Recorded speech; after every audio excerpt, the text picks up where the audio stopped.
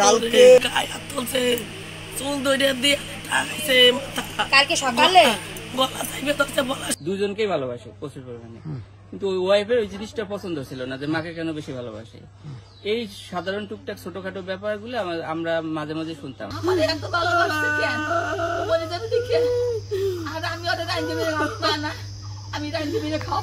মা ও ভাইয়ের গায়ে হাত তুলেছিলেন এএসপি পলাশ সাহার স্ত্রী। হাত তোলার এমন ঘটনা মেনে নিতে না পেরে দুপুরেই চট্টগ্রামে আত্মহত্যার পথ বেছে নিয়েছেন পুলিশের সিনিয়র সহকারী পুলিশ সুপার পলাশ সাহা।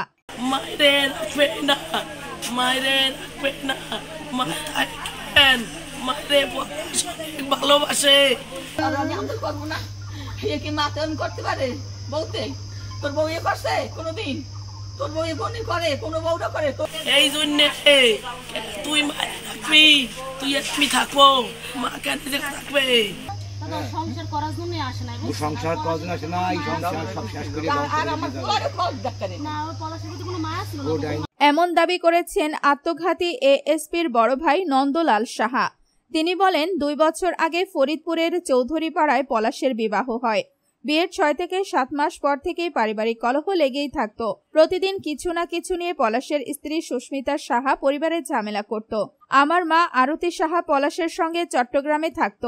এটা পলাশের স্ত্রী মেনে নিতে পারত না। সে সবসময় মাকে গ্রামের বাড়িতে পাঠিয়ে দেওয়ার জন্য পলাশকে চাপ দিত। পলাশ কিছুতেই মাকে বাড়িতে পাঠিয়ে দিতে চাইত না। সে মা ও তার স্ত্রী দুজনকেই ভালোবাসত। নন্দলাল সাহা আরো বলেন, বুধবার সকালে সামান্য বিষয় নিয়ে আমার মা ও ভাইয়ের গায়ে হাত তোলে পলাশের স্ত্রী সুস্মিতা সাহা। এটা কোনোভাবে মেনে নিতে পারেনি আমার ভাই, আর এ কারণেই আমার ভাই আত্মহত্যা করেছে বলে আমাদের ধারণা।